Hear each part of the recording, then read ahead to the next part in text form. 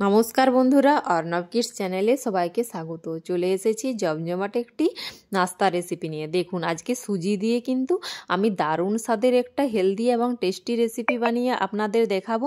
আপনারা কিন্তু স্কিপ না করে পুরো ভিডিওটা দেখতে থাকুন। আশা করি আপনাদের ভিডিওটা কিন্তু খুব ভালোই লাগবে। তার জন্য কিন্তু এখানে আমি নিয়ে নিয়েছি একটা মিক্সির জার। দেখুন, আমি এই মিক্সির জারের মধ্যে দিয়ে দিচ্ছি এই কাপ মেপে 1 কাপ মতো সুজি, আর ওই কাপ মেপেই আমি দিয়ে দেবো প্রায় 1.5 কাপ মতো জল। দেখুন, এরপর আমি মিক্সির ঢাকাটা ঢেকে একটা সুন্দর পেস্ট আমি কিন্তু বানিয়ে নেব। আমার কিন্তু পেস্টটা বানানো হয়ে গেছে। দেখুন, ঠিক এরকমভাবে আমি কিন্তু একটা পেস্ট বানিয়ে নিলাম। এরপর একটা পাত্রের মধ্যে আমি এই পেস্টটা নিয়ে নেব। এরপর এই পেস্টের মধ্যে আমি দিয়ে দেবো স্বাদ অনুযায়ী লবণ। দেখুন, এরপর আমি এখানে দিয়ে দেবো গ্রেড করে রাখা গাজর, আর দিয়ে দিচ্ছি অল্প পরিমাণে ধনেপাতা কুচি। আপনারা চাইলে কিন্তু এখানে কাঁচা লঙ্কার কুচিও ব্যবহার করতে পারেন, কিন্তু আমি এখানে কাঁচা লঙ্কাটা দিইনি। আপনাদের যদি ঝাল পছন্দ করেন অবশ্যই আপনারা কাঁচা লঙ্কাটা দিতে পারেন। এরপর আমি খুব ভালোভাবে এগুলো একসঙ্গে মিশিয়ে নিলাম বেটারের মধ্যে। এরপরে দিয়ে দেবো একটা ডিম। এখানে একটা ডিম ভেঙে আমি দিয়ে দিলাম। এটা ডিম দিয়ে বানালে এটার টেস্টটা কিন্তু অসাধারণ হয়, তার জন্য আমি এখানে একটা ডিম দিয়ে দিলাম। আমি ডিমটা দিয়ে খুব ভালোভাবে এটার সাথে মিক্স করে নিলাম। দেখুন, আমার বেটারটা কিন্তু সুন্দরভাবে রেডি হয়ে গেছে। এরপর আমি গ্যাসের মধ্যে প্যান বসিয়ে দিয়েছিলাম। প্যানটা কিন্তু গরম হয়ে গেছে। এখানে দিয়ে দিলাম অল্প পরিমাণে তেল।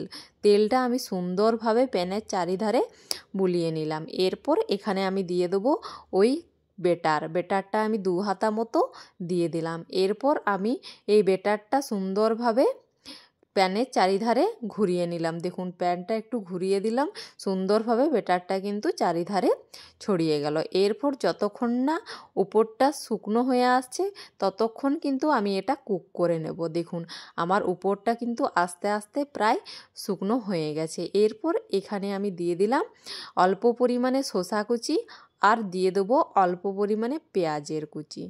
দেখুন, এটা বানানোও যত সহজ, খেতেও কিন্তু অসাধারণ লাগে। আর এখানে আমি দিয়ে দিচ্ছি অল্প পরিমাণে মেয়োনিজ, প্রায় 1 চামচ মতো মেয়োনিজ এখানে আমি দিয়ে দিলাম। আর দিয়ে দেবো 1 চামচ মতো টমেটো কেচাপ। দেখুন, আমার সুন্দরভাবে কিন্তু রেসিপিটা রেডি হয়ে যাচ্ছে। দেখতে কত সুন্দর লাগছে। এরপর আমি একটা সাইড থেকে সুন্দরভাবে দেখুন উল্টে নিলাম, ফোল্ড করে নিলাম। আর একটা সাইড থেকেও ঠিক একই রকমভাবে আমি ফোল্ড করে নিচ্ছি। দেখুন, আর এরপর আমি দুটো সাইডও ঠিক একই রকমভাবে ফোল্ড করে নেব।